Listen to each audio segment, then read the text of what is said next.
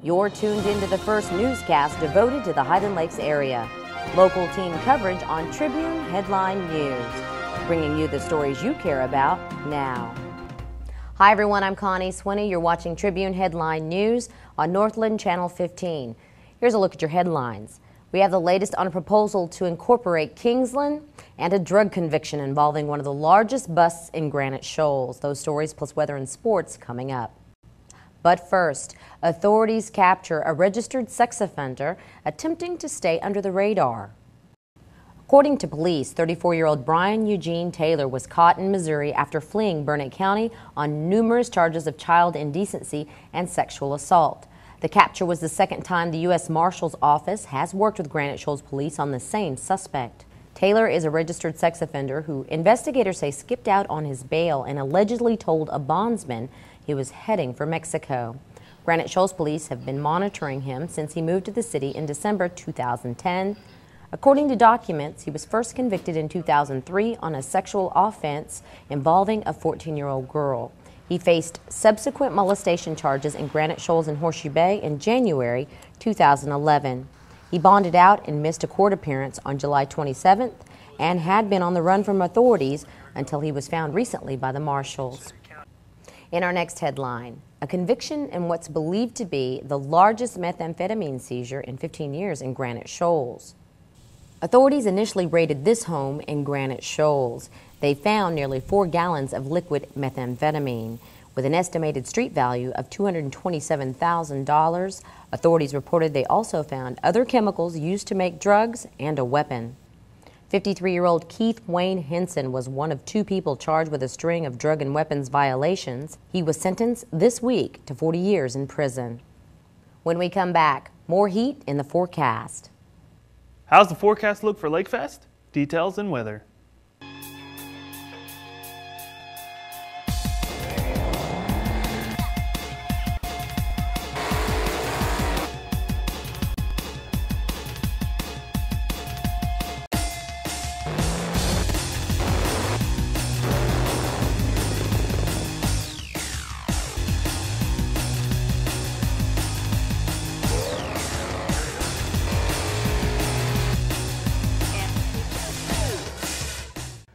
We are established. We are qualified. We are certified. We are knowledgeable. We are dependable. We are Ken's Heating and Air. Our people make the difference. Because experience matters. For home, auto, business, health, and life, we are here for you. When Galloway experts make top providers compete for your business, you win. The Galloway Insurance Team since 1935. Burnett, Horseshoe Bay, and Marble Falls. Welcome back. Jared Fields joins us with a look at the weather. Hello everyone. Connie, we've still got the highs over 100, but the wind is really picking up out there. Now here's your Highland Lakes forecast for Northland 15 and the Picayune TV. Thursday, sunny again with a high near 102.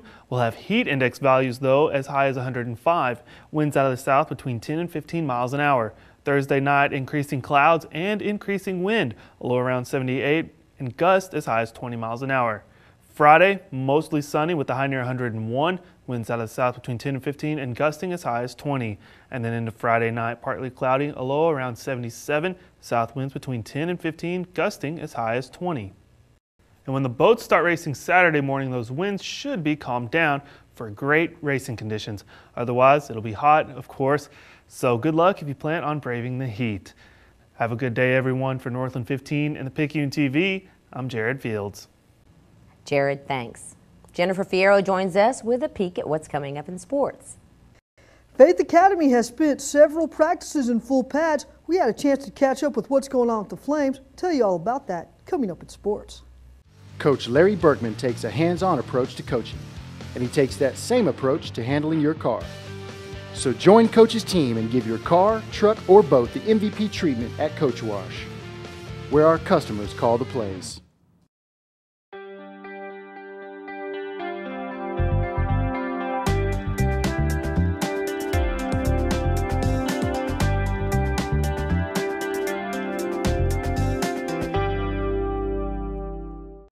While the local public high schools enjoyed only 2 days of pads. 1, 2, 3, flames! Faith Academy actually has had 3.